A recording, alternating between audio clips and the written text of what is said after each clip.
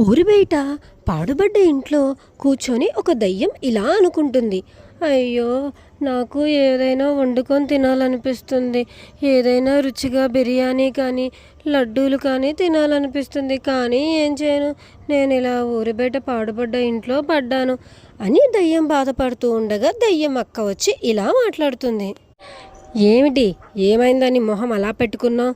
ఏం కావాలి నీకు అని వాళ్ళక్క అడిగితే దయ్యం ఇలా సమాధానమిస్తుంది.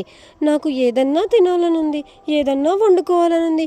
ఎంతసేపు అని ఇలా ఎంకలు తిక్కవే అన్నీ తింటూ ఉంటాను. నాకు కూడా మనుషుల్లాగా తినాలనుంది అని అంటే, నువ్వు మనిషివి కాదు దయ్యానివి అని వాళ్ళక్క సెలవిస్తుంది. దాంతో దయ్యానికి చాలా కోపం వస్తుంది. నేను బయటికెళ్ళి ఏదో ఒకటి తింటాను అని ఇంట్లో ఉండి బయటకు కోపంగా వస్తుంది. అలా దయ్యం కోపంగా అడవిలో నడుచుకుంటూ వెళ్తూ ఇలా అనుకుంటుంది. మా అక్కకి చాలా పొగరు పట్టింది. మంచివి తినేసి వస్తే అప్పుడు బుద్ధి వస్తుంది అని అనుకుంటుండయా దయ్యానికి ఇంకో మగ దయ్యం కనిపిస్తుంది. ఏమిటే చిన్న పిశాచి, కారాలు మిరియాలు నూరుతూ ఎక్కడికో వెళ్తున్నావు అని దయ్యం అడగ్గా, నేను తినడానికి వెళ్తున్నాను, మనుషుల దగ్గరికి వెళ్ళి ఏదో ఒకటి లాక్కొని తింటాను, నాతో ఎవ్వరూ మాట్లాడద్దండి అని కోపంగా దయ్యం వెళ్తూ ఉంటుంది. అప్పుడు దానికి ఒక చిన్న మేక కనిపిస్తుంది. ఆ మేకను కూడా దాంతోపాటు తీసుకొని వెళ్తుంది తినడానికి. అలా దయ్యానికి వెళ్తూ ఉండగా ఒక పాడుబడ్డ ఇల్లు కనిపిస్తుంది.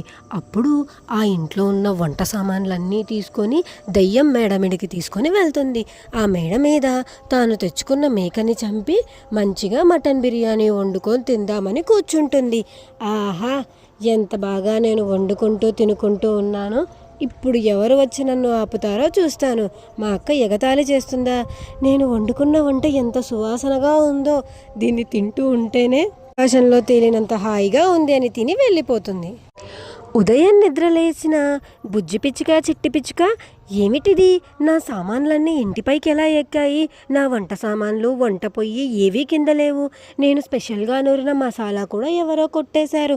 ఏమైంది ఇలా అని మేడపైన చూసుకుంటాయి. అన్ని సామాన్లు అక్కడ ఉంటాయి. దాంతో బుజ్జి పిచ్చుకకి చిట్టు పిచ్చుకకి ఏమీ అర్థం కాదు. ఒకవేళ ఈ పని పిల్లలు చేసాయా అని ముందు పిల్లల సైడ్ చూస్తాయి. ఆ పిల్లలు కూడా మేమేమీ చేయలేదమ్మా, మేమేమీ తీసుకోలేదు అని చెప్తాయి. దాంతో బుజ్జికి చిట్టికి ఏమీ అర్థం కాదు. అసలు ఏం జరుగుతుంది, ఎవరు ఈ సామాన్లను పైన పెట్టారో అర్థం కాక వాటిని కింద దింపుకొని మళ్ళీ ఇంట్లో సర్దుకుంటాయి. మరుసటి రోజు రాత్రి కూడా వచ్చి ఆ దయ్యం అదే పనిగా మళ్ళీ సామాన్లన్నీ పైకి తీసుకెళ్ళి కూర్చొని తినేసి వెళ్ళిపోతుంది. మళ్ళీ బుజ్జి పిచ్చుక చిట్టు పిచ్చుక బాధ అదే. అసలు ఈ తిండి ఎవరు తింటున్నారో మనం ఖచ్చితంగా కనిపెట్టాలి. అసలు ఎవరు పైన వచ్చి పెడుతున్నారు అని బుజ్జి చిట్టి ఈరోజు రాత్రి మనం నిద్ర మేలుకొని కాపు కాద్దాము, ఎవరో చూద్దామని నిద్ర మేలుకొని కాపు కాస్తాయి. అప్పుడు వాటికి దయ్యం కనిపిస్తుంది.